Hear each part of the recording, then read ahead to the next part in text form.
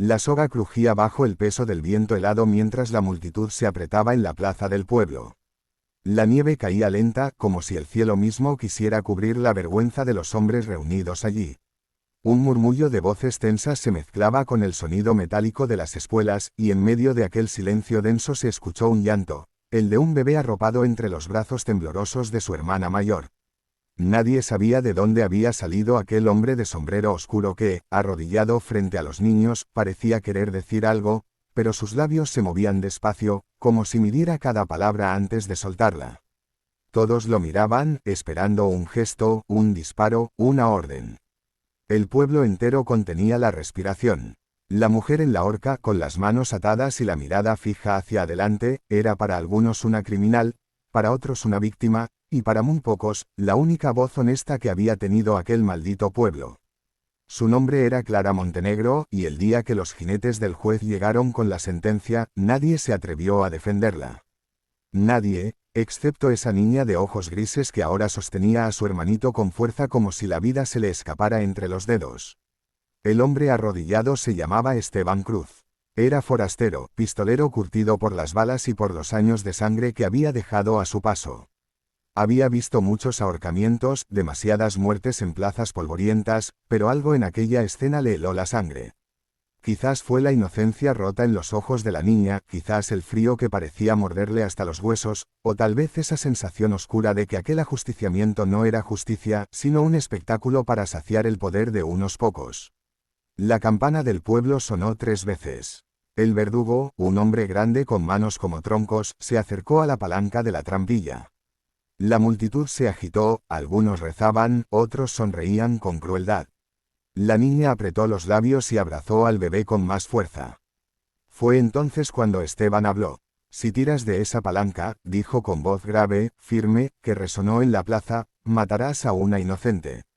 El silencio fue inmediato, tan pesado como un ataúd. El juez, hombre gordo de bigote enroscado y mirada cobarde, se adelantó desde el balcón del ayuntamiento.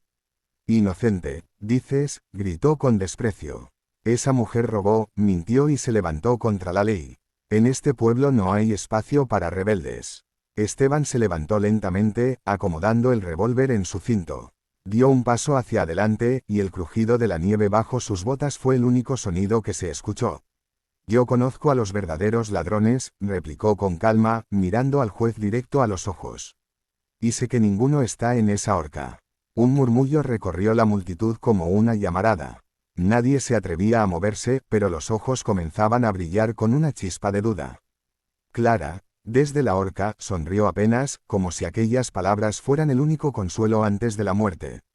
La niña, todavía con el bebé en brazos, se acercó tímidamente al forastero. Sus pequeños dedos se aferraron a su chaleco como buscando protección. Esteban bajó la vista hacia ella y en sus ojos cansados apareció un destello de determinación que no había sentido en años. El verdugo miró al juez, esperando la orden final. El juez dudó, y ese segundo de duda bastó para que Esteban hiciera lo que mejor sabía hacer. Con un movimiento rápido, sacó el revólver y disparó contra la cuerda de la horca. El disparo retumbó como un trueno. La soga se rompió y Clara cayó de rodillas en la plataforma, jadeando, viva. El caos estalló. La multitud gritó, algunos corrieron, otros sacaron armas. Esteban disparó de nuevo, esta vez contra el sombrero del verdugo, haciéndolo volar. «Atrás todos», rugió con voz de mando. «El primero que se mueva, muere». El eco de sus palabras se extendió por las calles. Nadie dudaba de que aquel hombre era capaz de cumplir lo que decía. Clara levantó la cabeza, con la soga aún en el cuello, y lo miró. No necesitó palabras para agradecerle. La niña se arrodilló junto a su madre, abrazándola como si el frío ya no existiera. Pero Esteban sabía que aquello era solo el principio.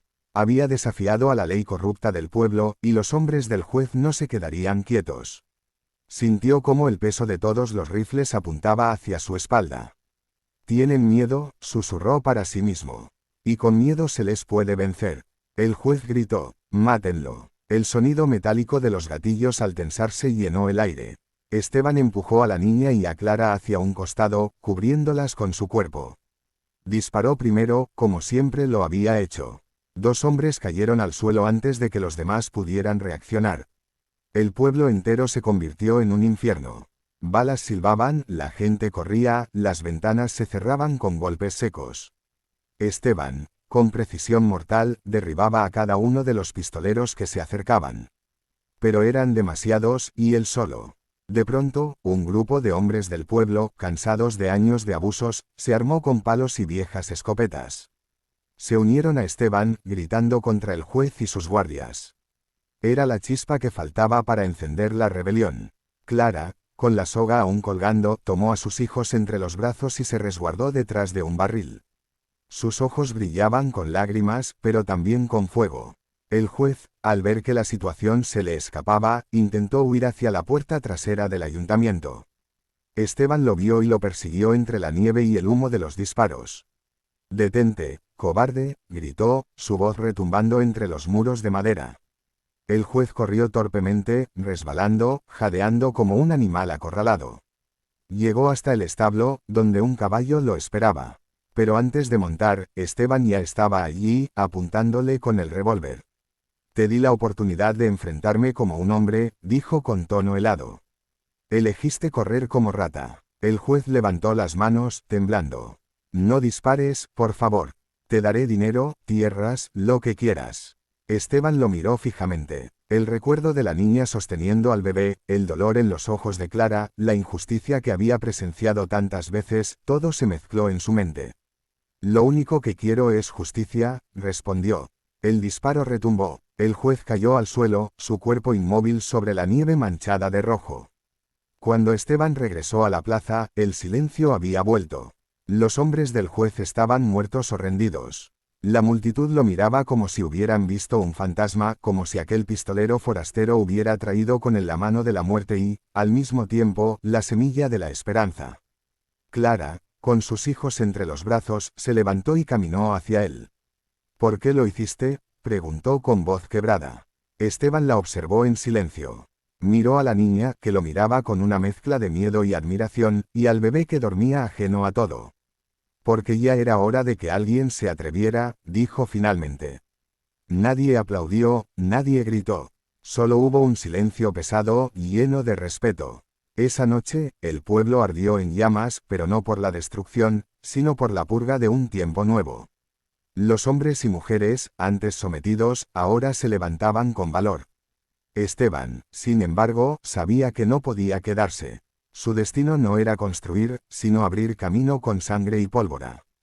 Al amanecer, montó su caballo. Clara y sus hijos lo miraban desde la puerta de una vieja cabaña donde habían encontrado refugio. La niña corrió hacia él, entregándole un pequeño trozo de tela que había usado para cubrir a su hermanito. «Para que no nos olvides», dijo con timidez. Esteban tomó la tela, la guardó en su chaleco y asintió con una sonrisa apenas visible. «Los ojos de ustedes no se olvidan», susurró. Y sin más palabras, espoleó al caballo y desapareció entre la nieve y la bruma del amanecer. El pueblo, marcado para siempre por aquella noche, recordaría al forastero que desafió al juez y rompió la soga del verdugo. Un hombre que no buscaba gloria ni redención, solo justicia. Y en algún lugar del desierto, el eco de sus pasos se mezclaba con el viento, como un susurro eterno de pólvora y silencio.